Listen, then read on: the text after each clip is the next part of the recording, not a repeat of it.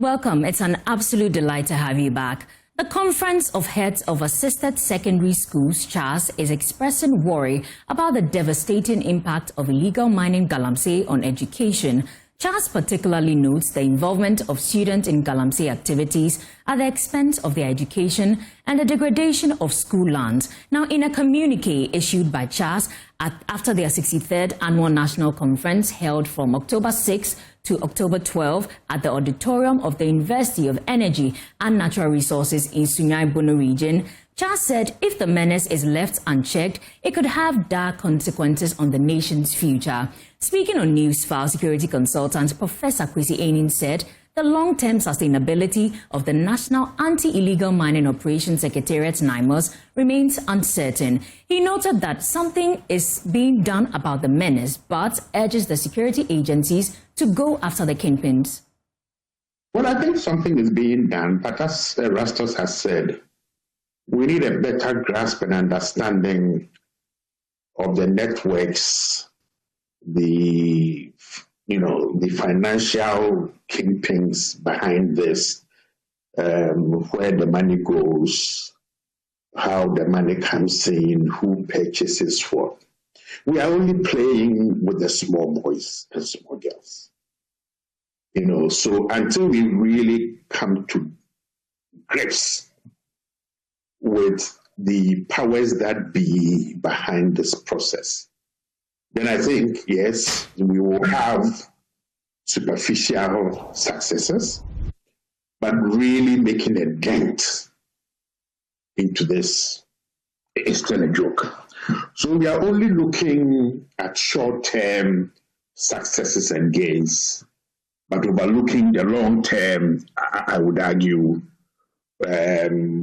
interventions that will cure this.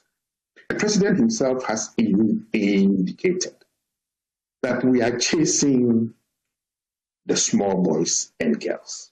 Now, if NAIMOS, as the previous speaker from the Forestry Commission, Elegant, said, is bringing together different groups, then it raises a much more serious problem with the performance of our security agencies.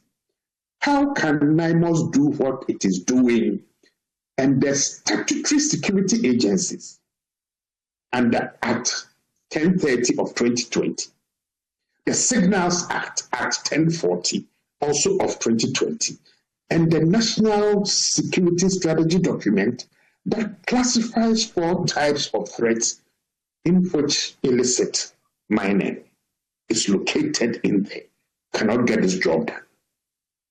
Then it's a matter of the nature of the political will that must back the institutional processes and give them teeth to the level.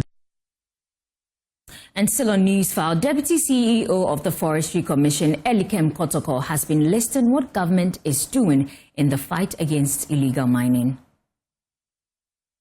We will not be doing the same things and be expecting different results. In the past, there wasn't that show of commitment and in this fight against Galamsey. Permit me to start with the very profound statement by the then president, who said he was prepared to put his presidency on the line. It's one thing being prepared to put the presidency on the line, and it's another thing putting your presidency on the line. When you talk about the gold the gold mafia expose, the Anasis expose, Charles BCU and all of that, let's leave that side. Now, President Mahama took over, and with the goodwill of the people and her political will to confront this, the first statement he made was to make sure that there was no new licenses to be issued, especially into our forest reserves. This is because an LI was passed, 2462, that at a point allowed more than 30 companies to go into our forest reserves in the name of mining. And they were not only mining, but they were doing most of these things inappropriately. Then, so having taken that first step out of about 9, which I want to outline, that alone was not enough.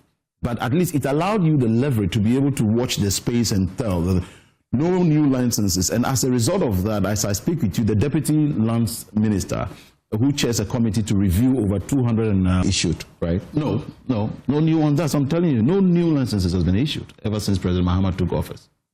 Then further, in the past, excavators used to just pass through our ports and no registration, no records.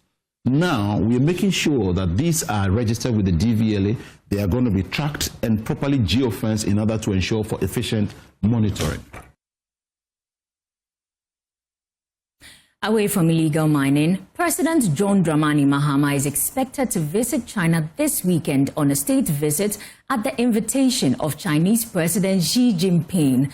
The President Mahama administration has in the recent years deepened ties with the People's Republic of China, building on growing economic and diplomatic collaboration between the two countries. Earlier in July, Ghana signed a $30 million grant agreement with China to support the construction of a modern market in Aflao. Well, Ghana is also among several African nations benefiting from zero tariff access to the Chinese market, a key feature of Beijing's Africa engagement policy. Well, joining us now is international relations expert and lecturer at the Legon Center for International Affairs and Diplomacy, Professor Daniel Dramani Kipo-Sunyendi. Welcome, sir, for joining us. So, why is the state's visit to China significant at this point in Ghana's economic development? Yeah, I think it's a very significant one. Ghana, I think under President John Mahama, is pursuing a very rigorous foreign policy, that is economic diplomacy, as you rightly said it. And China, as today we know, it's a force to reckon with. China is doing well in terms of economy, and I think there could not be any other place for Ghana to go than to at least move towards China in the way of to woo investors, so that Ghana economic policy that is in the right direction. I think the state visit, Ghana's decision to go there is appropriate. But China is an area to look up to in terms of investors, in terms of business, all these kind of things that the president should be able to take advantage of this and move Ghana's foreign economic relation to a higher level. So the visit is timely and it's appropriate. Okay, so how could this trip strengthen Ghana's position in its trade and investment relations with China? Yeah, it will, because sometimes diplomacy take various forms. It could be virtual, and also going there in person here means that the president will be able to enter into so many areas that he will not be able to do so virtually. So president going there is very, very appropriate, and I'm sure he's going to have several forums that he's going to have an engagement with people in the engine. He's going to have some in Fuji, and he's going to have quite a number of visits to some of these provinces. And all these things is a way of the president being able to tap into the business group. And China is a force to reckon, as I said. China is a big economy and second to the United States, and China is on the right track. And I think that President going is in the right direction. Also remember, Ghana foreign policy has always been to pursue the non-aligned position. Our president is carefully following the Americans, at the same time following the Chinese. And I think that is a balanced foreign policy. Okay, Ghana is in the right path. Okay, so what long-term benefits do you see Ghana deriving from deepening diplomatic and, of course, economic cooperation with China? Yeah, and as you said, our ability to attract Chinese people to invest here will bring a lot of development projects. And just for some few days ago, we realized the president was at somewhere Tema to commission some recreational area park. Economic cooperation with China. Exactly, which is a Chinese company, and then there may be a lot of such things that we'll be able to drive, because we need to move our development agenda forward. And being partner with China is one of the ways. And I believe that infrastructural development, Ghana certainly will stand to benefit by tightening or by strengthening the relation with China. And okay, so we know that diplomacy also comes with new opportunities. In what ways might this visit to China open new opportunities for infrastructure development and also job creation here in Ghana? Yes, jobs certainly will come in there if we are able to attract a lot of Chinese companies investing, creating jobs, putting up a lot of facilities, recreational, hotel, hospitality, a lot of the mining aspect. Chinese are there. Maybe they could be on the excessive, but I think that is the appropriate way. So once all this is we're able to set up these factories, facilities, and certainly quite a number of Ghanaians will find themselves working in these Chinese companies, and that will benefit Ghana. Chinese will also pay their tax, create jobs, and government ability to do that. I think that is where we should look forward, because government alone cannot do all. We need invested to diversify our economy and to be able to create more jobs. And that is what the president is looking for, to be able to create more jobs for the teeming population that are quite unemployed. And exploring, moving towards China, strengthening Ghana-China relation is appropriate. Okay, so finally, before you go, how do you see this trip aligning with, Ghana-China relations, aligning with Mohammed's stance, seeming stance, as you said, on non-alliance? How is this trip fostering that?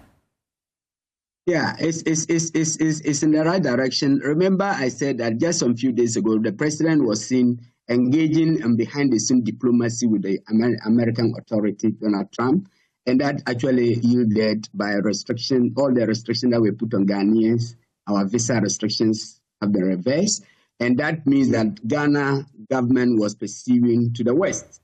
And at the same time, I believe that the president will still continue to be able to make inroads in terms of AGUA. Currently, we know there's a challenge there, and I'm sure the president will want to use that with the Americans to have a reversal or to have very good terms of reference for Ghana and put Ghana in the right. So at the same time, the president is also moving towards China. China is ideologically aligned to the East. So it tells us that we are engaged in that smart diplomacy where we don't align to the West, we don't align to the East, but we try to keep a balance, promoting Ghana's economic interests. So going to China, I think it is in the right direction. It shows that the president is able to balance his diplomatic orientation. All right, West, thank you. Thank you so much, Professor Draman. Professor Draman is an international relations expert. Now, moving on, stakeholders in the Ahafo region have collaborated with the Health Directorate to step up the fight against cervical cancer with a massive human papillomavirus vaccination campaign targeting girls aged 9 to 14. Well, the campaign launched in Kenya aims to protect more than 39,000 girls across the region from one of the world's most preventable cancers. Bafo Eje Fofie, the Akwemuhene of Fidim Traditional Council, says chiefs in the Ahafo region will tour the town and villages with the HPV vaccine awareness campaign. Ahafo regional correspondent Emmanuel Edujemfi has more captured in this report. Health workers were on hand to administer the first doses of the HPV vaccine to girls between 9 and 14 years old. By the close of day 1, more than 7,000 girls had already received the vaccine, a strong start toward the original target of nearly 40,000. Officials from the Ghana Education Service pledged their commitment to ensure every eligible girl is reached during the 5-day exercise. Apia Kubi is the regional school health promotion coordinator. We realized that teachers were also playing, roles, because we have asked the health teachers to ensure that anytime the health personnel come to the school, at least they provide them a space and then provide them the necessary tools that they will need from the headmaster.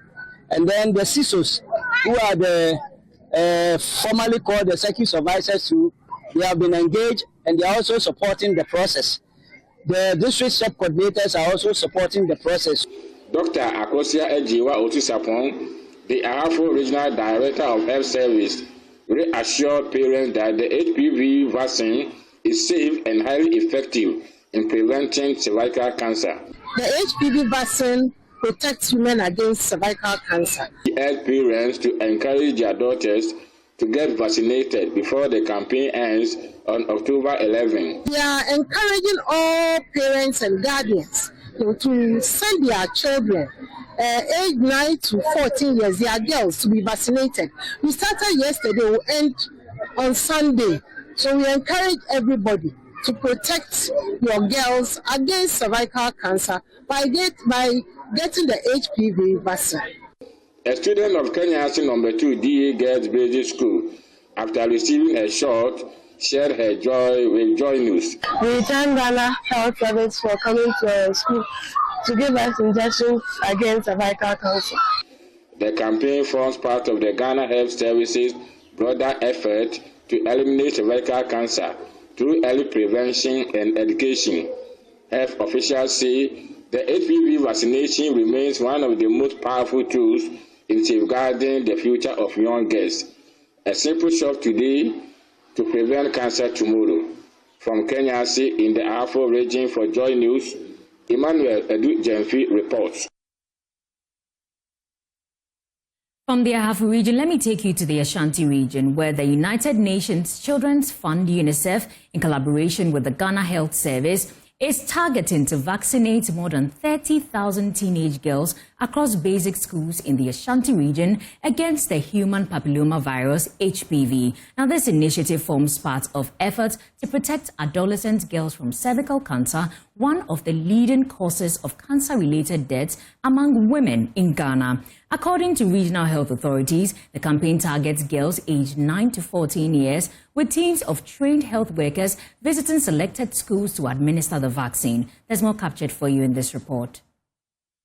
The human papillomavirus vaccination exercise will be rolled out across selected schools in the Ashanti region in phases to ensure full coverage.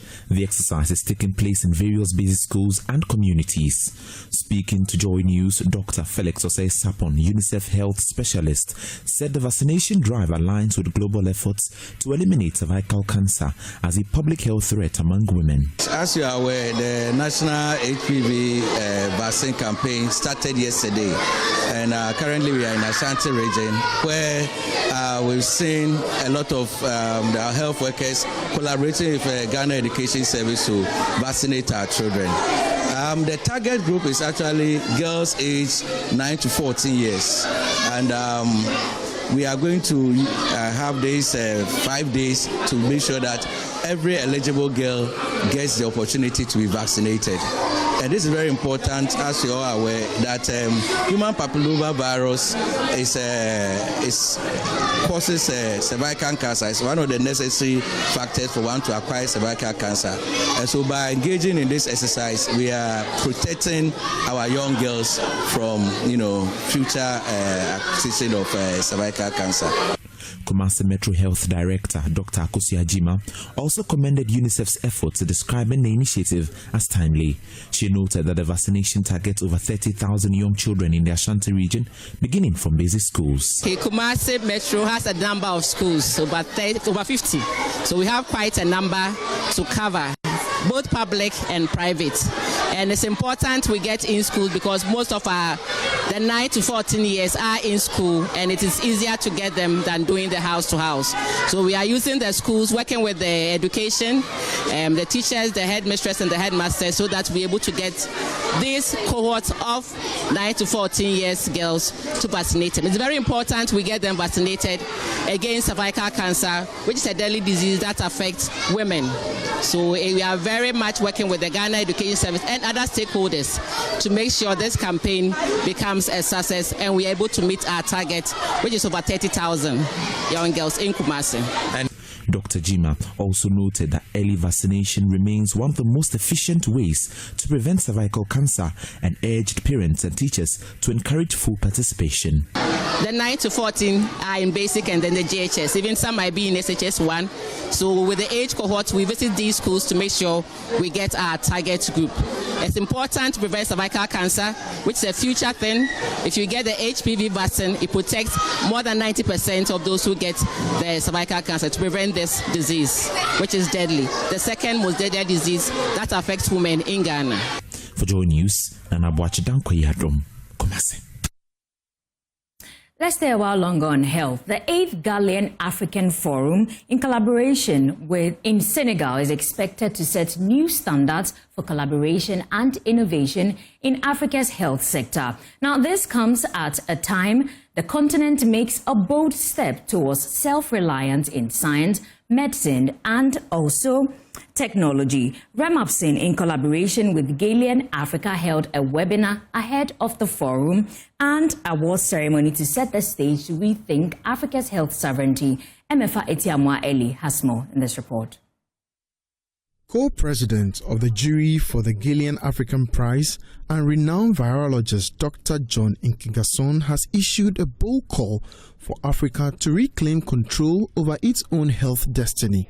Speaking during the Remapsin Ghanaian African webinar ahead of the major event, Dr. Inkigason urged African nations to end chronic dependency on foreign aid and imported medicines and instead build a continent rooted in innovation and scientific excellence. The time has come for the continent to really look inward, but look outward.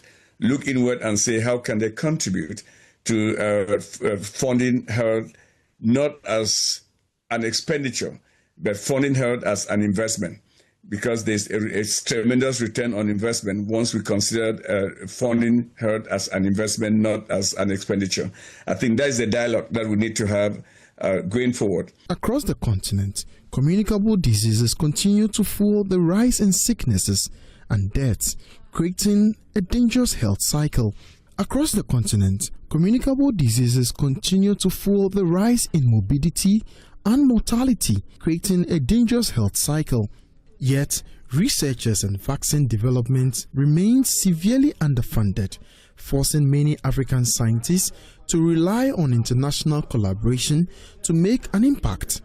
To change that narrative, the Gillian African Prize, in partnership with Remapsin, will host its 8th annual forum in Senegal from 28th to 31st October 2025. The event will recognize researchers, institutions and innovators who are shaping Africa's health future through impactful medical and scientific solutions, from biotechnology to herbal medicine and diagnostics. This year's event will focus on health sovereignty, an imperative for Africa.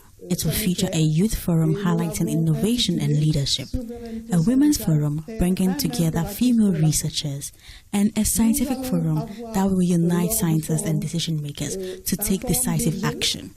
With leaders like Dr. Inkigason and Professor Sek leading the charge, this year's Gillian Forum Africa is set to be more than a scientific gathering. It is a continental declaration of intent toward health autonomy and self-sufficiency. Emefa Atiamo's report for JoyNews. The latest Pure Earth report on mercury and other heavy metals impact assessment has found dangerous levels of mercury vapor in the air across some illegal mining communities. While the report shows concentrations far above accepted safety limits, health experts warn that inhaled mercury is more potent than other forms and could trigger a public health crisis in mining areas where mercury is heated to extract gold. Michael Lashali reports for this week's Clean Air Report.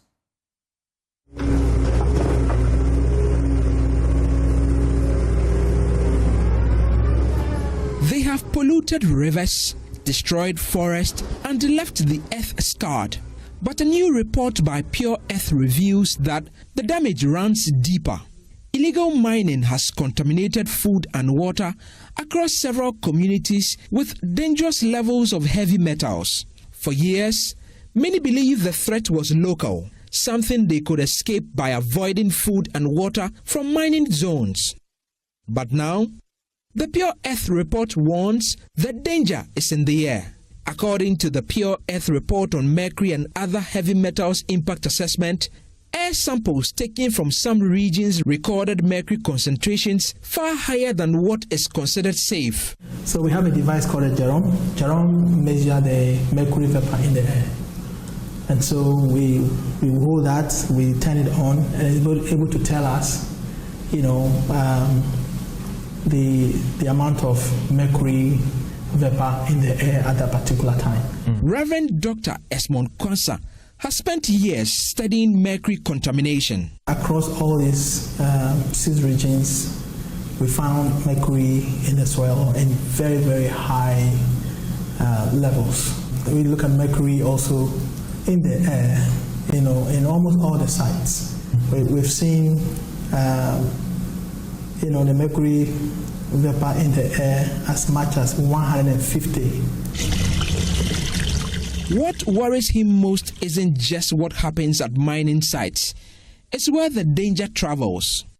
We've seen a lot of these sites where, and that's for me my worrying concern, because the gold is extracted from the bush, then they bring this amalgam to the community to burn, where there are a lot of homes. I mean, if you go to Obuasi, for example, you can see some of these activities also happening, not far from Nyame Bechere. where we did some of the work as well. So this is really concerning. When mercury is heated, it turns into vapor, a gas that is both colorless and odorless. But the moment it's inhaled, it becomes a toxin the body cannot handle. To understand the impact, I spoke with Dr. Denzel Tay, a medical doctor at the Kolebu Teaching Hospital. Now, when you inhale mercury, you inhale something we call elemental mercury. And one of the first things it does is that it goes to your lungs, where it can cause all manner of complications. Unlike other minerals like zinc and iron, your body can't use those minerals. But when it comes to mercury, it's purely toxic. Your body has no use for it, and so it begins a process that can lead to death. He explains that while mercury in food or water is dangerous, inhaling the vapor is far worse, a point echoed by senior lecturer and health toxicologist Dr. John Ako Mensah of the University of Ghana School of Public Health. In the study of poisons, that is called toxicology, the route of exposure is very important. So some things, because elemental mercury, okay, when you eat it, actually it doesn't do much to the body. But when you inhale it, it's a different thing altogether. When you inhale vapor, mercury vapor, then the effect can be immediate. And the danger is that when it gets into blood, it's able to cross membranes and actually even cross two barriers that are regulated in the body, the blood-brain barrier and the placental barrier. And it's not just the minors who are exposed. Even those miles away breathe the same toxic air. You don't smoke cigarettes, but you live with someone who smokes cigarettes. You inhale the same fumes and whatever. So it's the same thing. So the communities can be equally affected as those who are doing it. Illegal mining may be filling pockets with gold, but it's also filling lungs with poison. The mercury vapor that miners breathe today will linger in the air long after the last spit is dug. And if the burning continues, no one, not even those far from the mines, will truly be safe. Mercury, the invisible price of gold, is now the poison in the air we all share. This story was a collaboration with New Narratives. Funding was provided by the Clean Air Fund, which had no say in the story's content. For Joy News, Michael Ashali. And away from air pollution, the national coordinator of the school feeding program, Hajia Fati Fogo, is putting caterers on notice with surprise inspections across the Bono East region. But her larger goal is to transform the program itself by insisting on locally sourced food, a move she says will cut costs, support local farmers, and ultimately get more children into the classroom. Anna Sabit has more. In the heart of Techiman, the school day begins with energy and promise. For many of these children, a guaranteed nutritious meal at school is more than just lunch. It is a reason to come to class, a boost for their concentration, and a lifeline for their families. And ensuring that lifeline is strong is the mission of the national coordinator of the school feeding program, Hajia Fati Fogo. Her current tour of the Bono East region isn't about ceremony, it is about surprise inspections, holding caterers to account and seeing the reality on the ground. As a national coordinator, I don't have to sit in Accra and expect that everything is okay. Even though we have our regional coordinators who are doing their very best, but it's always good you come to have first-hand information about whatever reports that you receive at your outfit. But beyond monitoring, the coordinator is championing a fundamental shift. Here in Techiman, the nation's food basket, she is making a powerful case. Let the schools eat what the land grows. We need to patronize our locally produced food items. They grow a lot of vegetables around here. I think Techiman, we all know, is a food basket of the country. So if we grow yam here, we grow plantain, we grow garden eggs, we have contomo. So why can't we focus on that? Back at the Ashanti RC Basic School, the headmaster Jakuntim Charles sees this new approach as a game changer. He says this is the first time a national coordinator is visiting the school, adding that it will keep the caterers on their toes and the quality of food improved. If such visits keeps on coming, I even told the coordinator that it should be regular. It should be regular so that it will keep the caterers on their toes and they will do the right thing and cook the good food for ours, because these people are future leaders. So I'm very, very happy that I've seen the coordinator here. Since I've been in this school, I've not seen such. So I'm very, very, very happy. So from the coordinator's unannounced swoops to the farmer's field and the headmaster's office, the message is clear. The future of the school feeding program is being rewritten. It is a future where a child's school plate not only fuels their education but also nourishes the very community they call home. Anna Sabit, Joy News, Asantanso. Outstanding students in the Commander Edina Eguafo Abrim KEEA municipality have been honored by the area's Member of Parliament, Samuel Atta Mills, for the exceptional performance in the 2025 Basic Education Certificate Examination BECE. Speaking at a brief ceremony where he presented school supplies to the awardees, Mr. Atta Mills said the gesture was to celebrate academic excellence and also inspire others to strive for similar success. He emphasized that recognizing hard work among students not only boosts their confidence, but also encourages a culture of commitment and discipline in education across the municipality. Relief has been brought to some parents and their children who recently completed junior high school in the Commander Edina Eguafo Abrim KEEA municipality after the Member of Parliament for the area, Samuel Atta Mills, donated some school items to best performing students in the 2025 BECE. The Member of Parliament for KEEA shed small light on the significance of the donation. Those people who do very well, I'm giving them mattresses, chop boxes, exercise Bible trunks, mosquito nets, and in the case of the females, giving them some sanitary pads. It's very, very important for you to encourage these people to study. And this is a way that I feel I can motivate people. Now, I'm giving these to all those people who made aggregate 15 and down. What is happening, what this is doing is, instead of doing it, everybody, it will encourage those people who are not studying for them to study hard so that they also achieve something.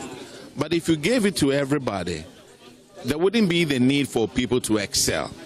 So this is to encourage people for them to learn. Lauding the MP's gesture, the Director of Education for KEEA Municipality, Mercy Alisa, noted the ease the donation has brought to parents. Honorable MP, your contribution today will get a long way in case the burden on parents and motivate our students to strive even harder for academic excellence. To our dear candidates, our students, you are no longer candidates, you have what? Graduated. The best performing student in the municipality, Ebenezer Pogu, a student of Ampeng MA Basic School, shared words of gratitude. I'm very grateful to him for the support that he has provided for furthering my education. I say God bless him. The items given will help reduce the money that I'll be using for my list, and also will help me during my life in the SHS. I'll encourage them to study ahead and do well in the SHS level. Maybe help will come from there too. From Elmina, Abigail Lissel in Nkrumah reports for Joy News. Let's do some STEM education. The Minister of Education, Haruna Idrisu, has handed over STEM equipment to 86 schools in the northern region, with 194 schools expected to benefit in the region. The minister assured that the remaining schools will also receive their equipment next week. More in the following report. A total of 3,500 schools nationwide are slated to receive the BECE equipment in the first phase, with the northern region being the first to benefit out of the 16 regions. The equipments include electronic kits, robotic equipment, among other materials. Speaking at the handing over ceremony, the Minister for Education, Harun Idrisu, says subject to the availability of resources, the ministry will build a STEM center for the northern sector. The future is about science, technology, engineering, and mathematics education. Subject to the availability of resources, I intend to build a STEM center to serve northern Ghana in this area, around where we have the National Identification Authority. From Sunyani to Wa to Bolga, we don't have that facility here. We intend to have charge the directors of education to make the equipment available to the students and not lock them in their stores. Regional director and district director, these equipment and materials are not meant for your stores. They are not meant for your stores. One of these days, I'll do random unannounced visits to stores, and I'll hold regional and metro directors who are keeping materials, including textbooks and other educational material aids and resources, in offices, instead of making them available to teachers, both as a guide and to learners. Mr. Idrisu also stressed fairness in the senior high school placement process. The placement, everybody expects a Minister for Education to be fair and transparent. I am fair and transparent. But Ghanaians should bear with me. We have not expanded infrastructure. We have not added a classroom block nor a hostel to them. So you have to cope with the same numbers. So the president is supporting me to convert a number of category B schools to category A and strengthen category A schools, then convert a number of category C schools to B. The Northern Regional Director of Education, Alhassan Alidu Jr., highlighted the BECE program introduces young learners to science and even artificial intelligence. The focus is to ensure that our learners have the 21st century skills, and we cannot achieve this without the BECE, that is science, technology, engineering, and mathematics. So the focus is to ensure that these students or learners have this as their foundation level to help build their morale. And with that, it will include their curiosity and also help build the creative skills we are all yearning for, and that of the innovative skills and also the analytical skills. This BECE STEM go beyond even to introduce AI at that early stage. Coding and programming will be done at this early stage. Well, it's a good time to take a breather here on JoyNews Room, but we'll be back with more. Please stay with us. Welcome. It's an absolute delight to have you back. Let's do some business news, shall we? President of the Ghana National Chamber of Commerce and Industry, Stephanie Mizan Abbas, has expressed doubts about the significant impact of the $382 million Ghana is set to receive from the IMF later this year. This follows Ghana reaching a staff-level agreement with the fund on the fifth program yesterday. Reacting to the development, Stephanie Mizan Abbas questioned its sustainability of the exchange rate in the medium to long term. 382 million US dollars. It's no money for us to be joyful about. I think that as a nation, we need to put in measures that is forward-looking. Because after this 382 million, the dollar comes down to $12 cedis to a dollar or 10 cedis to a dollar, and then what? And then it goes up again? No. Yes, so in as much as we will be happy I've gone through this IMF program and all of that. No, we need to be forward-thinking as a nation. And I need to be very blunt. 382 million is no money for Ghana for us to be so much happy about that this money is coming.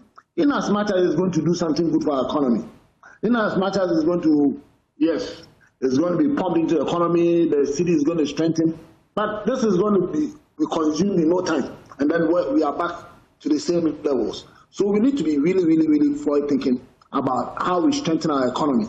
And we have always said that, look, let us look at measures that makes our economy stronger, more especially in industrialization, more especially in supporting local businesses to strengthen up, to scale up, so that we don't need to all for dollars to go and import. We don't need to do that. So yes, this is good news, but for me as a businessman, for the business community, it's really, really nothing. Also, Policy Lead, Climate Change and Energy Transition Director at the African Center for Energy Policy, Dr. Charles Gyamfi, has also stated that the financial challenges in the power sector remain a significant threat to Ghana's economic stability. Speaking at a civil society forum on indebtedness and energy security, Dr. Gyamfi pointed out that government must take decisive action, prioritize transparency, and address distribution inefficiencies to curb technical and commercial losses. Here's more.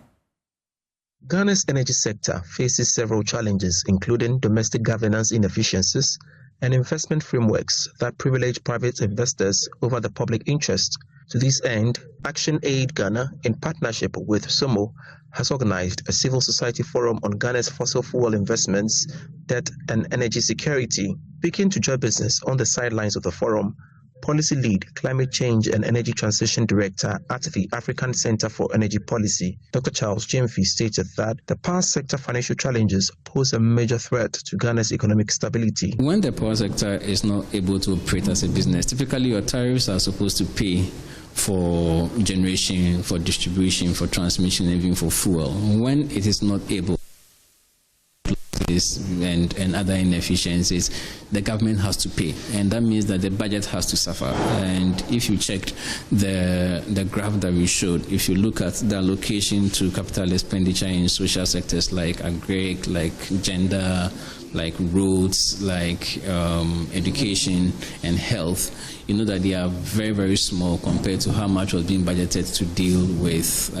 power sector shortfalls. And those monies could have been used, you know, to improve the budget and then to support other social initiatives and interventions. And that is the reality, you know. The more you spend on power sector shortfalls, the more you forgo other interventions in other social sectors. The forum enabled participants to explore opportunities for reform towards equitable and climate-friendly energy systems, whereas building collective advocacy positions targeting external enablers and corporate beneficiaries of unfair investment frameworks. John Nko is the country director for Action Aid Ghana.